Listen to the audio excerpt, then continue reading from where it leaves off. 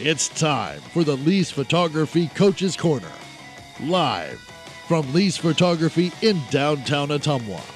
Here's your host, Jason Van Arkel. Good evening, everybody. Welcome into the Lee's Photography Coach's Corner, live from Lee's Photography in downtown Ottumwa on 1240 AM, 102.7 FM KBIZ, and the live video stream at AttumwaRadioSports.com. This is our fall season wrap-up show. The football season, the regular season, is in the books.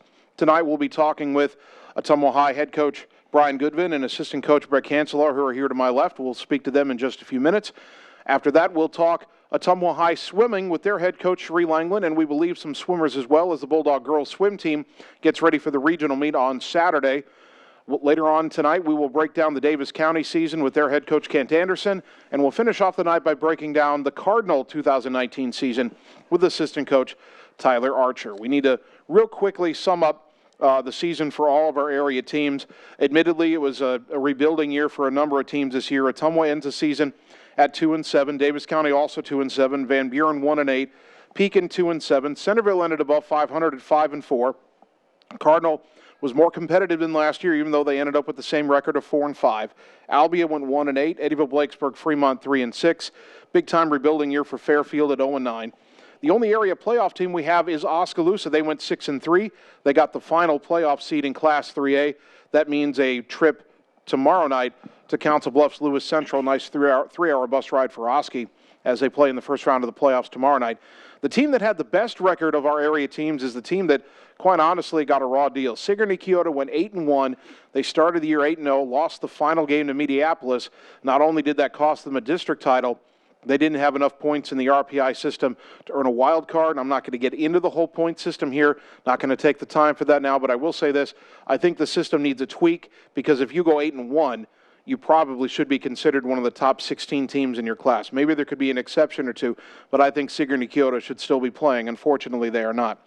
In 8-man football this year, Moravia went 3-6, and Twin Cedars, which played an extra game, went 1-9. All right, let's talk Ottumwa High football. Again, wrapping up the season last Friday night. Tough game at Mason City. Had the early lead, lost it late, fell 28-17 to finish the year at 2-7. Brian Goodwin wrapping up his first year as the head coach of Ottumwa High. And let's talk about the game Friday night first. Obviously, outside of that 180-yard pass they had early in the game, the first quarter was very good for your team last week. What was working so well in that first quarter? And then maybe the tougher part of the question, why weren't your kids able to sustain that early momentum? Well, I think we came out and worked on establishing the run game again, like we had the week before, and did a nice job of that. Got up on them, early, came out, executed very well, and then you got to give a lot of credit to Mason City. They made some adjustments on defense and competed, in a good high school football game all night long. Defensively, your kids stopped the run, and they got after the quarterback. That's usually a good recipe for success. You held them to 32 yards rushing, 6 sacks in the football game, and in a season where you hadn't had a lot of sacks, you were just racking up sacks left and right. We'll talk more about the big game Jesus Jaime had in a moment. Unfortunately, in the second half, Mason City was able to crank up that passing game. What were they doing? Because obviously they looked different coming out of the locker room after halftime. What did they do differently to make it harder to slow them down? Well, they got a really good young quarterback that we sacked him 6 times, but it was difficult every time. He's very mobile, and did a nice job there in the second half of coming up with some big plays. We had them 4th and 9, and I think they got 9.5 there, right towards the end of the game down in our territory, and just to execute those plays, it wasn't like blowing coverages and things like that. It was they played a real good football game. I mentioned Jesus Jaime. He came into the season not having really played football, but he's played 9 games now, and in the final game of the season, 7 tackles, including 5 tackles for loss, 4 sacks on the stat sheet. Have you ever seen a player come so far in such a short time, and then how much better can he be? Because he's only a junior. He can come back next year. Well, Jesus, we recruited him real hard in the offseason. He's an outstanding athlete on our baseball team and state qualifier in the shot put as a sophomore. Excuse me.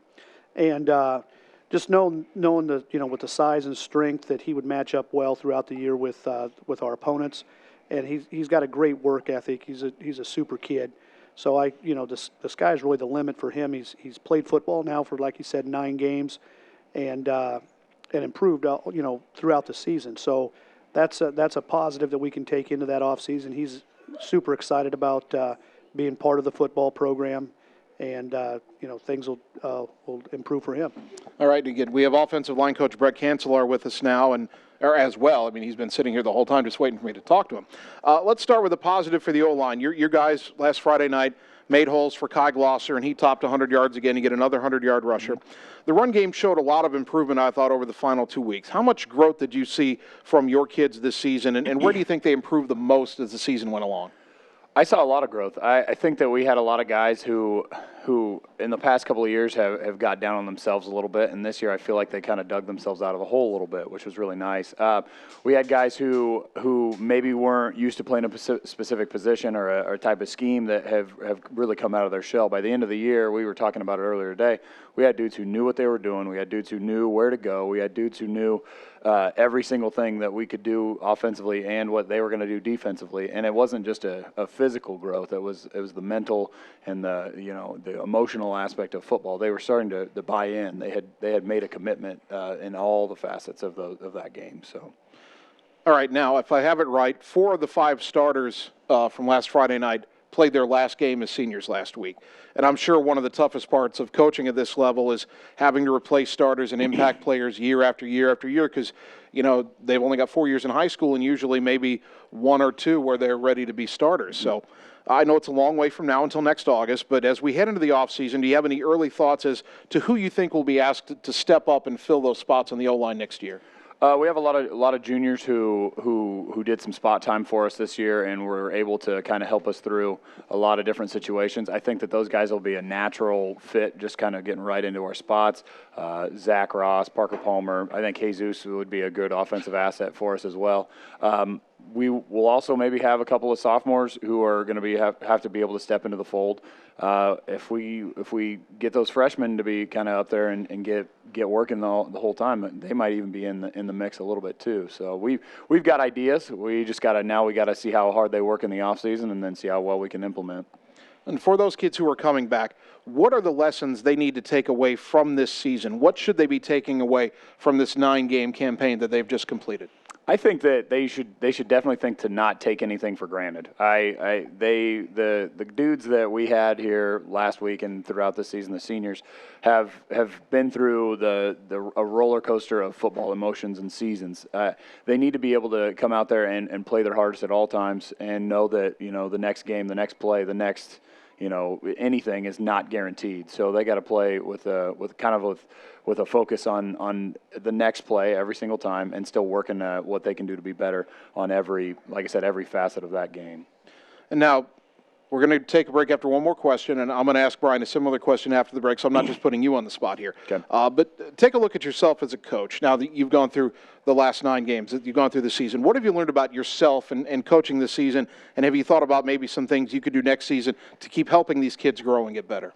I think that I've learned that our guys, that we can get our guys to work hard in all facets. Like I said, I know I keep referring back to the same stuff, but that our guys, that we can count on them to be there throughout the entire season. In the past, we'd have dudes who would be there on week 1, week 2, week 3, and then they'd kind of bottom out week 4, week 5, and then they'd come back at the end.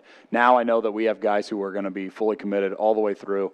Always working, always ready to hit the sled, always ready to do Indy, always ready to do team, always ready to do anything that they need to do to be successful. And I've learned that we can keep having those guys work really hard throughout the entire season instead of it's halfway through, we better lighten up on them. Now we can keep grinding away to get better at all points of our season.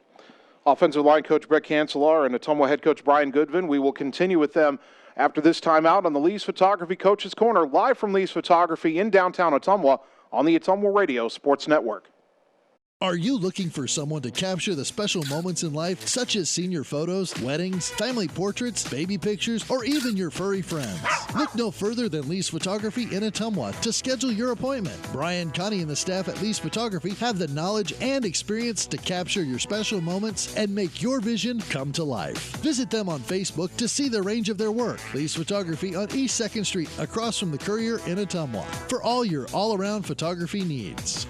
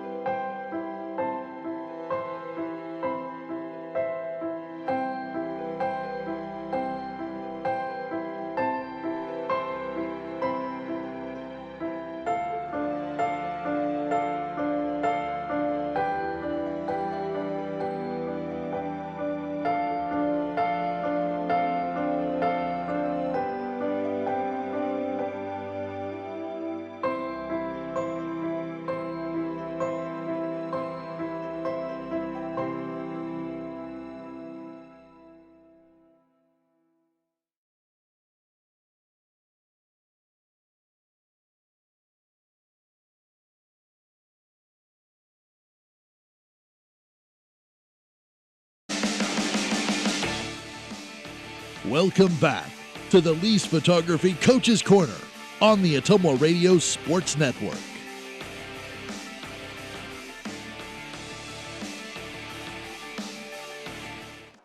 And we continue on the Lee's Photography Coach's Corner, live from Lee's Photography in downtown Ottumwa, on the air on 1240 AM, 102.7 FM KBIZ, and the live video stream at OttumwaRadioSports.com. Jason Van Arkel with you once again, joined by Bulldog head coach Brian Goodman and assistant Brett Cancelar. Brian, okay, pretty much the same question I asked Brett right before the break. You've just wrapped up your first season as a head coach. How much have you learned about yourself and about being the head coach? And was there anything that maybe surprised you or anything that made you say, okay, I know how to do that better next time around? Well, yeah, I think so. I just, calling offensive plays again for the first time in several years. There were several, you look back at all the games, Mount Pleasant, we got a 1st and goal on the 3-yard line, and we, all week long we're worried about how big they are and how physical they are and we're going to pass it. And, looking back at a variety of different things throughout the season, I think I could, everybody would do, woulda, coulda, shoulda a little bit differently. But I think just the growth that the kids have put in or have displayed throughout the course of the season as far as their mental toughness, their physical toughness, their ability to focus on the task at hand, I think that is something that we're going to continue to strive for. And I think, going through the exit interviews with the kids, which we've started already, and looking at some of their responses and talking with a few of them already, I think that is something that we can, hang our hats on and build on. Now, we talked about the offensive line having to replace some seniors, but you have a lot of skill position players back on the offensive side. Adam Dennison, quarterback, Kai Glosser at running back, Trey Swartz at tight end, Blaze Rominger at wideout, Colt McKinnon wingback. Those guys all are still underclassmen. They can come back next year. How much better can they be, and how much will that continuity help you next year? Well, I think we did a good job this season with, we started 22 guys, darn near every game, trying to keep kids fresh and give them a lot of experience on the football field. And all those guys you named, great work ethic and played a lot of football for us this year. And that's only going to make them, with that experience and understanding of what we're asking, it's going to make them better. I can ask you the same thing about the defensive side of the ball, which was your focus for many years as D coordinator. We mentioned Jesus Jaime already, Mitch Wood, Andy Palma, Isaac Eaton, Austin Fountain, Josh Johnson, Jackson Corzette, all underclassmen. Kind of the same question, but maybe even more so on the defensive side. You've got all that continuity that can only improve how they're able to play, and maybe since defense is so much a reacting to what the offenses do, what the offenses do. I said that right. It's been a long season, It has. But just that continuity will allow them to be able to play more instinctually next year, I would think. Yeah, and I think, getting started with the off season, we're starting Monday with our after-school program. They're already involved all season long with the strength and conditioning in Coach Curran's class. And, definitely our goal is to get our kids bigger, faster, and stronger. Football's a game where you got to compete. So a lot of those kids that you mentioned will be competing in basketball and wrestling and track and baseball. So it's going to be good to see them, continue that process of their development. And then, just throughout the course of the summer, working on conditioning and understanding the game of football. And I did want to ask you, obviously, when you think about off-season for high school football kids, most people think, they got to get in the weight room, they got to get bigger, they got to lift, and obviously that's true. But talk about just what you expect, if you can get into more specifics, what you expect from them when they go into that strength and conditioning program, and then also what other expectations you have for the kids. What else do they need to be doing in the off-season to get them, as you said, they're playing other sports, and that helps with the competitive aspect of it, but what else do you expect out of them between now and next August? Well, obviously their grades. We can't put them on the football field unless they have the grades that allow them to do that. So we monitor those. The strength and conditioning is huge. I would really encourage all of them to participate in other sports as well, compete. There's nothing like wrestling. You're one-on-one with a guy and you're going to either win or lose. Basketball, you're going to have to get that rebound. You're going to have to compete in as many aspects of your development as you can, which will help you next fall when you're on the football field and it's 3rd and 1. You're going to compete with who you've got to block and your assignment. And I think just getting to that competitiveness, so we don't have just a single sport athlete. It's kind of crazy in the state of Iowa to think about kids specializing in any one sport. It's not really, the state association doesn't have it set up that way. We've got 9 football games. You're going to compete. You're going to focus your entire existence on 9 days a year. Or in baseball, you got 20 dates, and the same thing goes with all of our sports. Our population base doesn't allow for a lot of specialization. I think it's really good for the kids to participate in other sports where they can learn that competitiveness. Brett, I wanted to ask you a question about the weight room as well, and maybe if it's even more important for the guys on the offensive line and what those guys need to accomplish in the next several months, knowing that they'll next fall they'll face another schedule of those big bruising Class 4A linemen. And I know you're not going to take the guys you have and turn them all into 6'5", 300 pounds, but obviously get in the weight room has to be super important for the guys on the line. Oh, absolutely. We were just talking about it earlier, and we've been talking about it all week. Our offensive line and our defensive line, we got to show them a lot of love this week or this offseason because we've got to get them in there to be more flexible, to be stronger, to be faster, to be everything.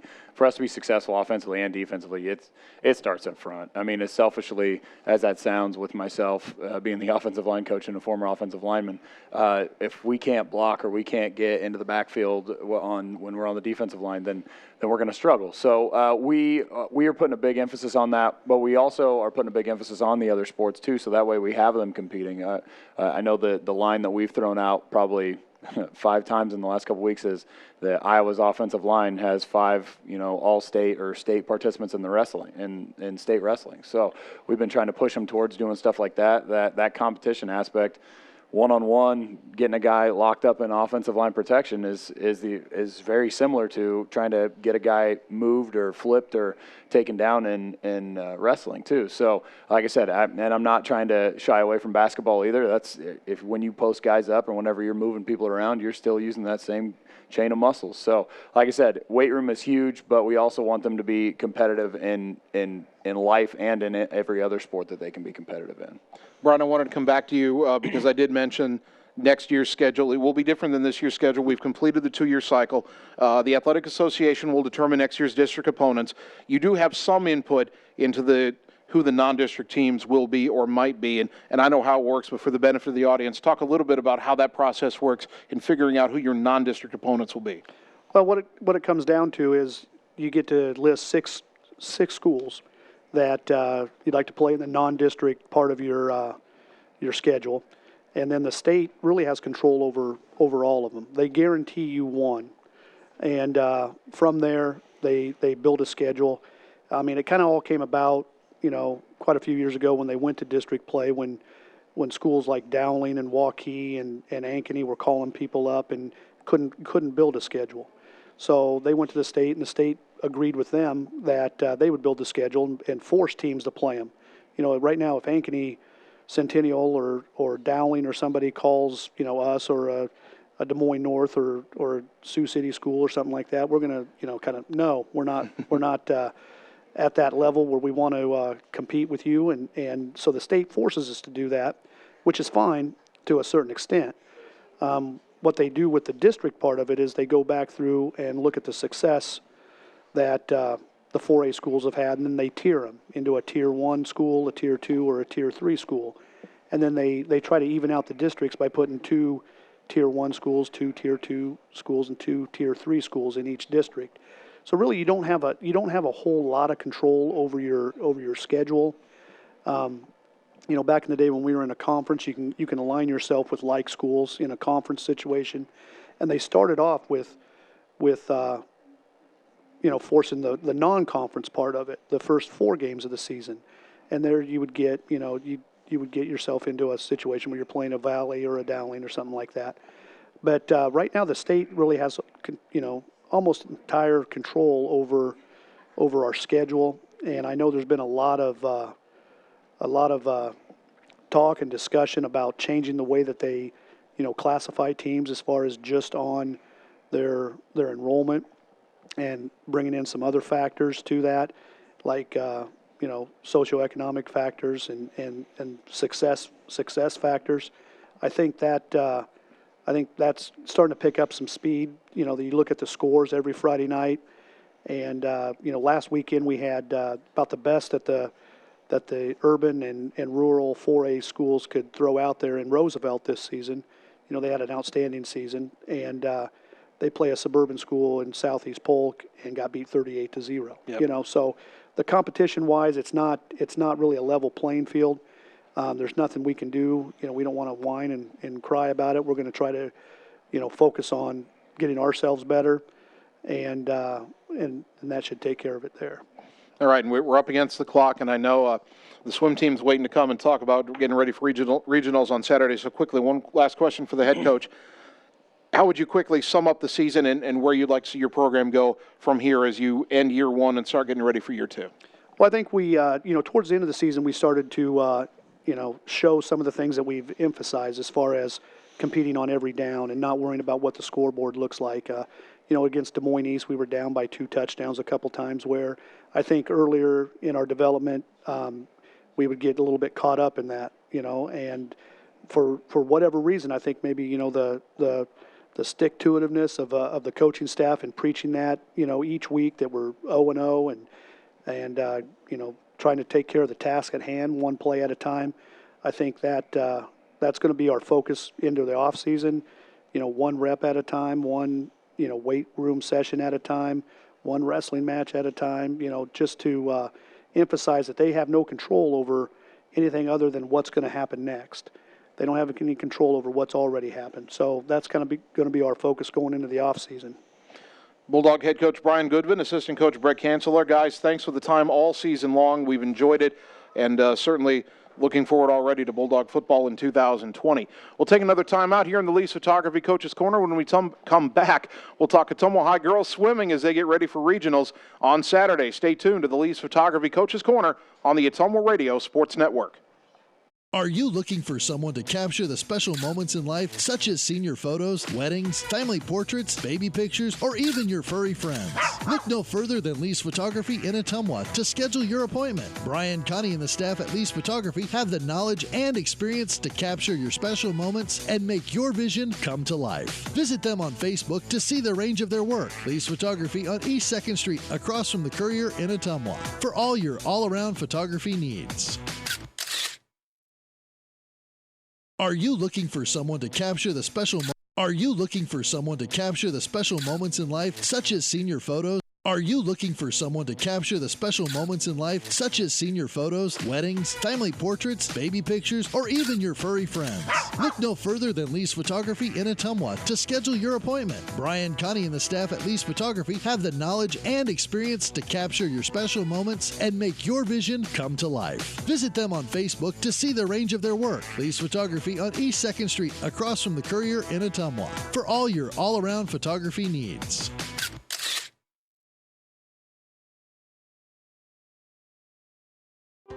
As a National Guard or Reserve member, you served your country. Now let VA serve you.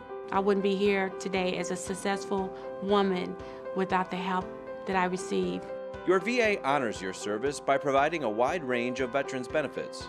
From home loans to job training, VA benefits can help with some of life's toughest challenges. What's important about VA benefits is they don't just touch you as an individual. They can touch your parents, maybe your grandparents, your child. Go to benefits.va.gov/guardreserve to learn more, including how to apply online using eBenefits. I just finished a master's degree recently, and now I'm working on another degree as well. So the military made that all possible. My veterans benefits made that all possible. Welcome back to the Lee's Photography Coaches Corner on the Ottumwa Radio Sports Network. Ottumwa girls swimming coach Cherie Langland and some of her swimmers as they get ready for regionals on Saturday. We have Libby Moses and Mac Payne here at the table now, and joining us shortly will be Leah Chelgren and Sage Knight. But Coach, good to have you back again. You know, we ran out of time the first time, and I still had so many questions, and we've tried to get you on a couple of times, and the schedules haven't worked out. But I think it works out well that we get you on right before regionals, and looking forward to such a big day on Saturday. Oh yeah, great timing. So let's talk about it. So much has happened since we last had you on the show, and I want to start out by going all the way back to what has to be a good memory, senior night. Going all the way back to October 8th. We haven't had a chance to even talk about that yet. Your girls, you get the team win over Des Moines Hoover. You send your all those seniors out on a high note. Just tell me some of your favorite memories from that meet. From the senior night? From the senior night. You know, I know I'm making you think back a little bit here. Oh, no. That meet is always fresh in my mind. Senior night is always super special to us because it is that opportunity to honor our seniors. And we had 15 seniors, I believe, 15 seniors. And so obviously it was a big night for us. And a lot of those girls had been with, me for all 4 years of their high school career. And so, Sage Knight, our captain, and Carolyn Mellon was another captain that graduated. And so, speaking of Sage, she has been a very special member of this program, as they all are, but she's been with me for 4 years. She, continues to push towards incredible goals. And so to have the opportunity to honor those seniors who have participated in the program in all capacities, we have Sage trying to get to state, and then we have other girls who their goal is to drop time in events that they haven't swam before, or we had seniors who had never swam before. So there was a wide range of celebration, and we always say we celebrate all those goals equally, and we truly did. And so it was a super special night. And I didn't get a chance to go, but reading about it afterwards, reading the accounts of it, it seemed like it was just such a great night all around. And now we'll jump ahead. Your last meet was the CIML Metro Conference meet. Your girls found the podium multiple times, and that was the last chance to compete in the pool before regionals on Saturday. So let's start with, how would you assess where your swimmers were coming out of the conference meet?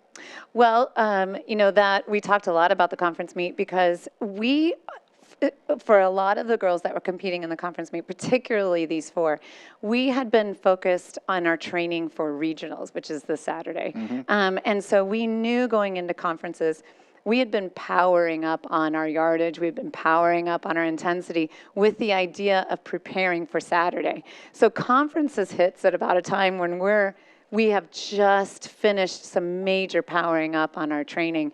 And so we knew that conference championships was going to be challenging based on that. These girls were worn down. But we had some very exciting races. I mean, they got caught up in the excitement of conference championships, and that allowed them to overcome that incredible fatigue that they were in at that moment. And so we had some really exciting races. It was super fun. Yeah, Sage had just record times in her splits and the relays, record times. So that was exciting because we knew how fatigued they all were. Then to imagine what they could do actually with some taper and some rest that was to come after conference championships. So that builds us into heading into regionals with that extra excitement and that extra anticipation of what we hope to accomplish at regionals.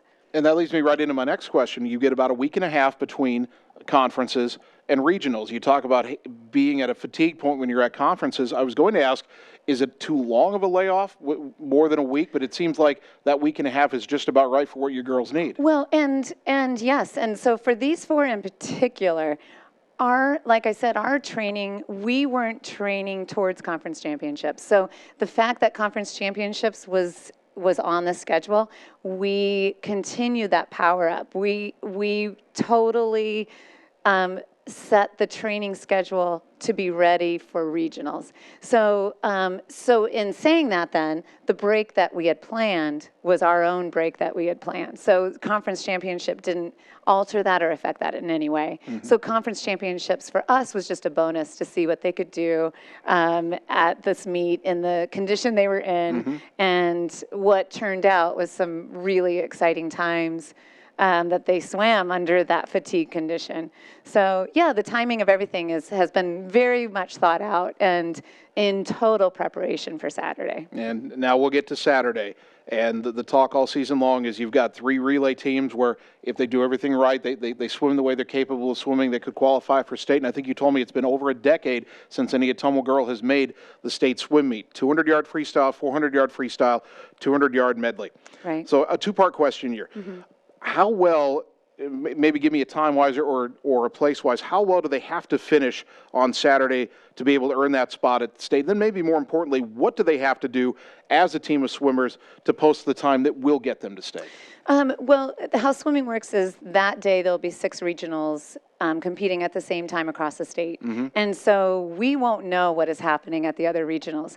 And so we have talked, some of the questions posed to me by some of the girls are, what are the times we need to swim? And I said, you just swim the swim of your life. That's what we need to do, which they're all capable of doing, which they're all completely prepared to do. They take the top 32 relays to qualify for the state meet. All season, our ranking, we have been sitting at 30, 31, 32. We're moving in that range all season. So all season, we have been in that place to potentially qualify. So, but yet we're in that kind of, outer bubble of those qualifying slots. So we totally are aware, we totally understand that what we need to do is swim the swims of our life. And they're trained, and they're ready, and they're super excited. All right, and we're going to bring in the swimmers here, and I think I've maybe got time to ask one question for each of them. I always seem to run out of time. And I ramble. No, it's fine. I maybe I should have you on for a full hour for one of these shows, and hopefully next week after we qualify for the state meet. This is our last show for the fall, but we may do a winter show, and there's boy swimming that we may. There are, yes, so, yes. That's for the future. But let's bring in Libby Moses. I'm going to try to make sure I get all 4 of these names right. Libby Moses, one of the 4 swimmers on the Ottumwa relay teams. And the first time Coach was on, we talked about something that I want your perspective on as well. Because your team, your entire team, not just your relay team, but the whole team of Ottumwa girls swimming seems like such a close-knit team. How have all of you been able to develop such a bond, and how important is that bond to the success you've been able to have? We all definitely are very, very close. We all support each other. At every meet, we will be at the end cheering each other on. I think just at practice, knowing that because swimming is more of an individual sport, it definitely is. And so just knowing that at practice, everyone's dying with you and going through the same workout as with you helps a lot. And just knowing it's more of the mental support that helps you. Because when you see your teammates down cheering for you or on the sidelines, it just helps you a lot. And it's very important to me because I know definitely when I see my teammates cheering for me on the sidelines, it pushes me a lot in races, and it just makes me get PRs. All right, and if I could add, just add a small little snippet, we constantly say at every meet amongst us in the locker room, where we go, when we go all. And it's a phrase that threads through our program all the time. All right, now have you hand the headset over here to Mac Payne. I'm 2 for 2 on names, I think. You are good. All right, and Mac, go ahead and get the microphone there. And the question I'll have for you is, and I kind of mentioned this. It's been more than a week now since that conference meet, but your coach talked about how you guys have been kind of powering through, and the whole plan was get ready for Saturday.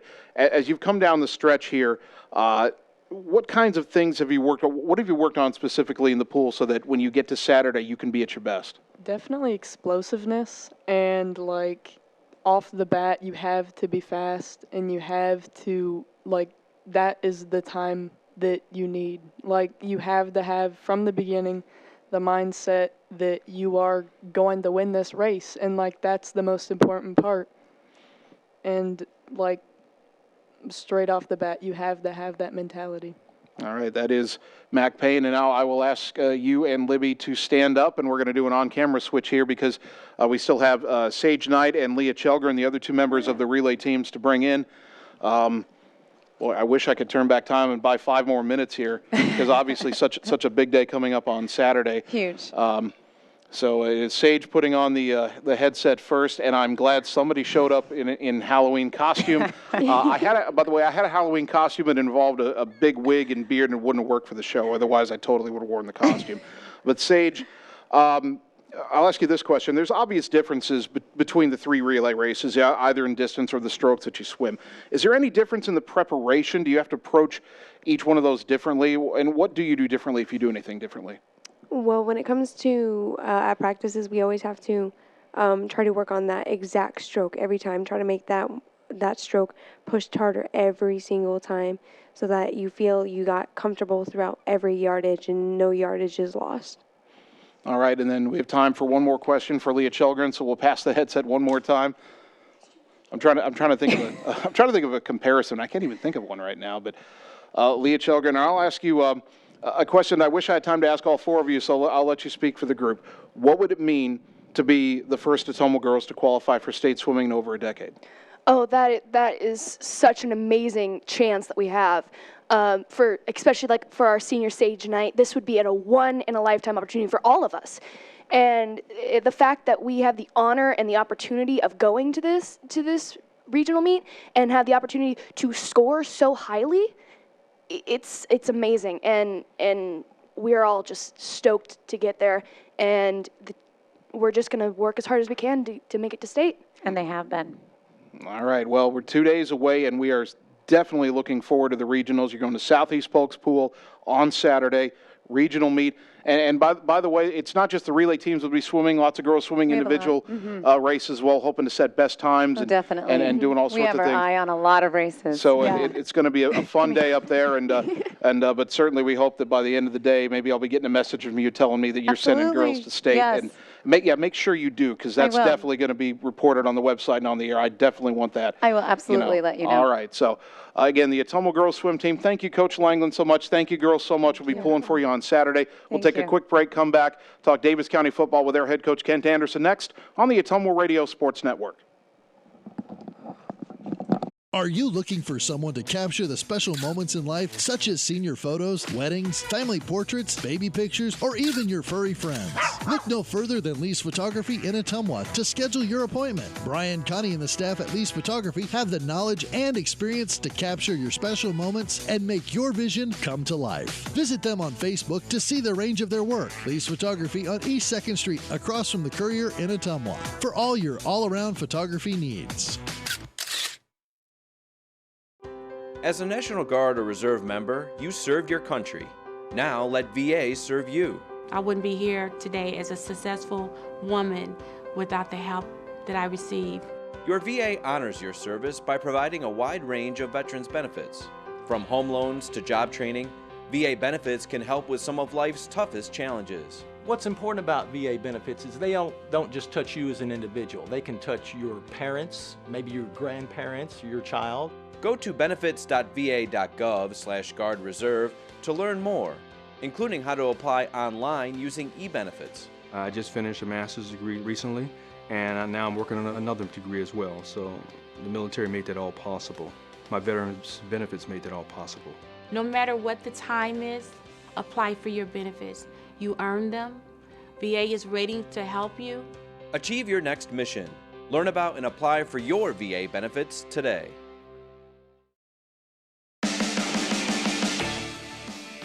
Welcome back to the Lee's Photography Coach's Corner on the Ottumwa Radio Sports Network. And welcome back to the Lee's Photography Coaches Corner, live from Lee's Photography in downtown Ottumwa on 1240 AM, 102.7 FM KBIZ, and on the live video stream at AttumwaRadioSports.com. Jason Van Arkel still with you, and I'm joined now by Davis County head football coach Kent Anderson, whose team wrapped up the season last Friday night. Tough game against Central Lee, 28-6, the final score. Short on time. I'm not going to get to all these questions here tonight, but we will do the best we can. Tough end of the season. We talked last week, and you mentioned this, about having to face Central Lee coming off a physical loss to a very good Mid-Prairie team. Was fatigue or anything from that game any factor in how Friday night went, or was it not much of a factor? A little bit. You know, we were thin. We were banged up, and when you have a lot of kids that play both ways, Gavin McCall went down for a couple series, so you lose Gavin on offense and you lose him on defense. Caden Gloucester went down for a couple series. Spencer Bowes, same thing. You lose someone on offense and defense. And I think in the end, our depth it exposed us a little bit. And Central Lee's a physical football team, and they played very well. They certainly deserved the game, and they just dominated us. They were more physical up front and dominated us between the tackles, and that was kind of been our problem all year, is just playing in a phone booth, I always say. But when people box us in against a young team, we just didn't have the physical strength to hang with them. All right, we'll look ahead here to the offseason, but before we do, did you have any kind of final message for the seniors who played their final game for you last Friday night? You always show gratitude. They've made a commitment for not just one season, but for a lot of years, and the years before I was here, and we talked about the finality of football. Finality of football is you can take that helmet off, and that's it, pretty much, unless you go on to play college. There are no men's rec league football games. You can run 5Ks and 10Ks and play YMCA basketball and men's slow pitch softball and all that. But with football, there's a finality to it. So it's always a very emotional time, but we're just grateful for the commitment that they had. All right, you move into the offseason. We've talked more than once when you played some of those tough teams that are further along in their development, and you've said, hey, those are teams, those kids were in the weight room in the offseason. They were working hard, and you've kind of pointed those out as examples. Now you're going into the offseason. Obviously, you're stressing to the kids that they've got to get their offseason work done. What are your expectations for your kids that are coming back as they have a long road now in terms of football, waiting for football again, a long road between now and August? Well, we want them to participate in as many sports as they can. I don't want anybody to be specializing in football, as I don't want anybody specializing in baseball or basketball. They need to be participating. They need the thrill of victory and the agony of defeat. They need that. It helps make them better athletes, and they need to support our school and do as many things as they can. That's one. Two, our strength and conditioning program is going very well. I mean, we just started it last January, and when you think about before school, we'll have 50 kids in the weight room before classes begin. And that's 5 days a week, and that's a class. So it's in the curriculum, and they're in there, they're busting it 5 days a week. We got to continue that path, and we're going to add more agility, strength and conditioning element, but we're going to add the agility and the explosion part of it, and reaction. We're going to have some reactionary things up there that'll help us, and it'll be, when we get it done, hopefully we'll get it done by December. It'll be kind of cutting edge in what we have going on. All right, now you've completed your second season coaching Davis County. How would you sum up season 2 for you and for your team, and where do you want to see your program go from this point? We won 2 games. I get that, but you got, like I said, we talked at the beginning of the year, small victories. I saw a lot of positives. We were in a lot of games, and we're a sophomore team. I mean, a lot of our kids should have been playing from a grade standpoint JV. So I'm very pleased with where we are.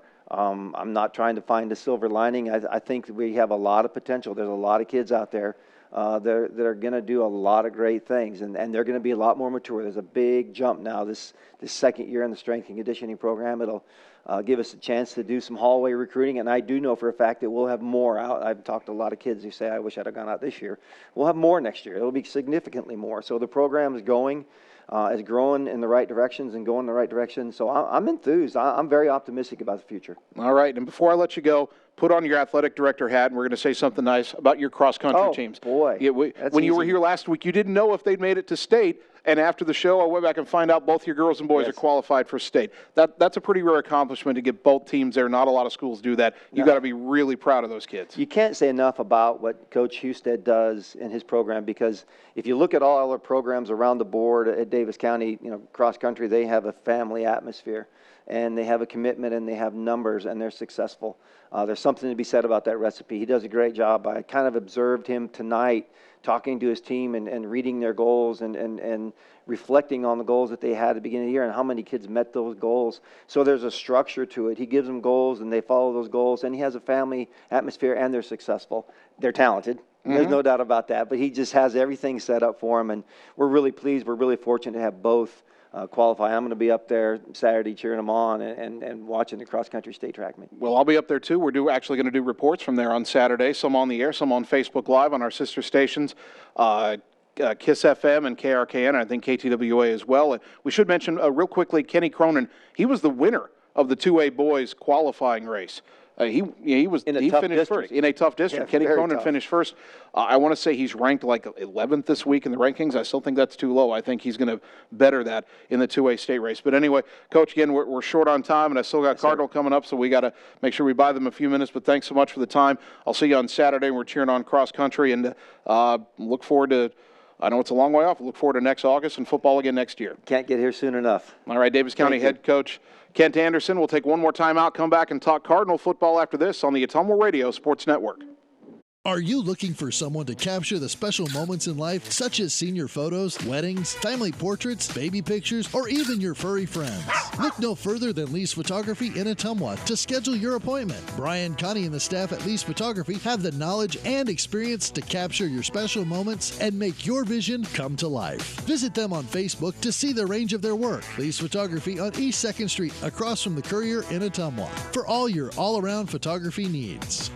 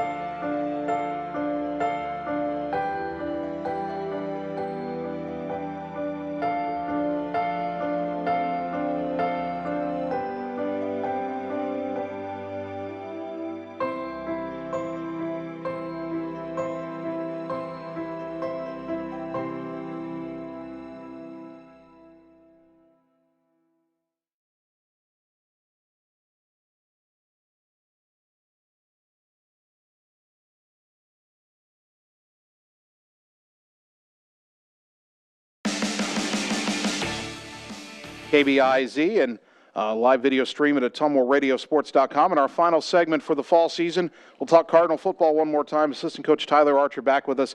Head Coach Landon Miller wanted to be here, but he's got kids. He's taking them trick-or-treating. It is Halloween night, and we can't take him away from his kids. So, Tyler, thanks for coming up. Yeah, no problem. Obviously, real briefly on last Friday night, it's tough to end the season against the number 9 team in the state. You play with the toughest district in Class A, and you play maybe the toughest team at the end. We saw the final score, 42-0.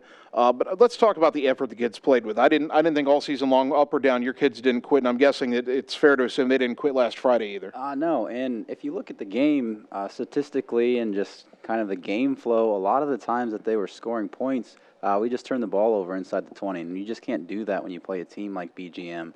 I know their first couple touchdowns, they came off bad handoffs and fumbles, giving the ball right to them inside the 10. Even on the 1-yard line one time. Mm-hmm. All right, Maddox Jones, he had a very good season.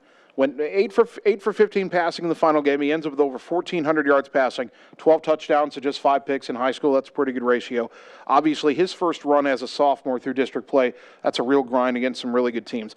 What lessons should he learn, especially from the past 5 weeks, now that he has a chance to step back outside of the week-to-week practice and kind of evaluate how everything went?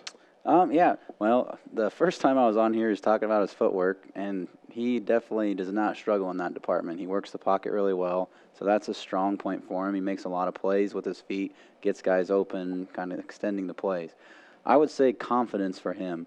He gets down on himself sometimes if he makes a bad pass or a guy drops it, so he just has to stay more confident and understand the things that he can do well, and that's throw the ball. All right. We kept asking the last few weeks about Gabe Reyes. He was working to come back from injury. He was able to carry the ball 13 times for 47 yards, and even though the game was a tough game like that, it had to be good to see him get to finish his high school football career on the field. Oh, yeah. His first couple carries, I mean, he looked like he was 100%. He was really grinding to get out there. He unfortunately tweaked it a little bit on one of the runs. He was running and it caught, and you could definitely see a difference. But for him to get back on the field after coming out of the homecoming game his senior year, you love to see a kid who's a senior who's put in a lot of time to get those last couple plays that he could actually go, be a senior and play. Right, and that's good that he got back on the field one more time. Before we take a quick look ahead to the offseason, let's have one more thought on the whole senior class that played their final game last Friday night. What do you think their legacy will be to this program? And with all the improvement we saw this year, what's their legacy as the program now has to move forward without them? I would say that's kind of the first senior class when Landon got there, when I got there, that they were sophomores when we got there, so they've experienced a lot of different things. They experienced kind of the changeover, the culture change. So I would say for them, laying the foundation for what we want the future teams to be. So the discipline, having guys step up. We had Jarrett Greiner's transition from a wide receiver to an offensive lineman. He ended up being a center for 2 years for us. You have a bunch of guys that maybe didn't go out, like a Jarrett Ray, who ended up being an honorable mention or second team all-conference player. So he didn't go out his sophomore year. He comes out his junior year, senior year, he's making those accolades. So, I mean, just, doing the things that sometimes you have to have guys do on a team, and I would say that's that class in a nutshell.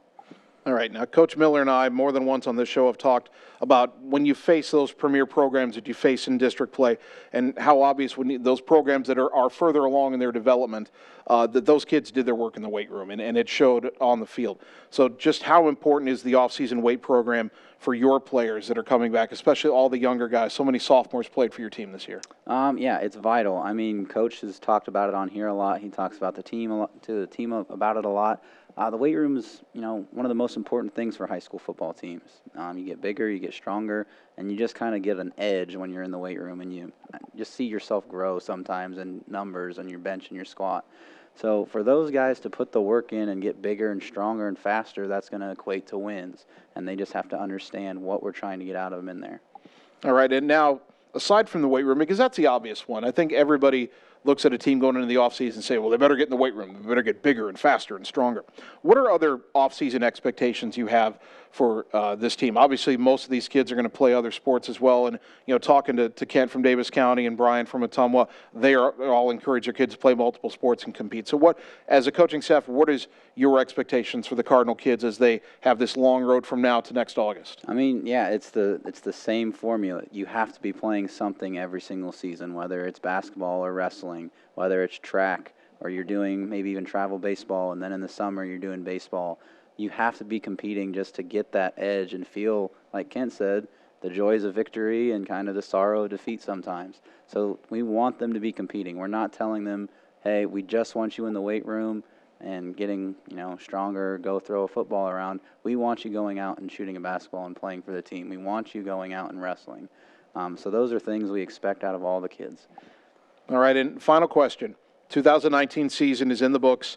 How would you sum up the year? How do you sum up how the year went, and then where would you like to see the program go from here? I would sum it up. I mean, it's another step forward. When you compare the scores to last year to this year, I know the records are the same, 4-5, 4-5, but just the difference in the style that we played, we did a lot of great things on offense. So offense is very bright. Defensively, we're starting to get bigger and stronger, and the games were very close. Between, like the Durant game and the Highland game, those are both games that we were right in until the very last buzzer, the last second ticked off the clock. So just continue moving forward and doing, getting better, getting stronger, getting bigger and faster. And I think with that stuff, winning seasons, and then, who else knows? And one final thing real quick. We've said it many times. You were stuck in the toughest district in Class A at a point where you're still building the program.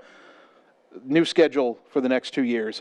Obviously, you don't have much control over that, but I know you're hoping that maybe the Athletic Association gives you guys a little more regard when they pair other teams with your team in district play next year.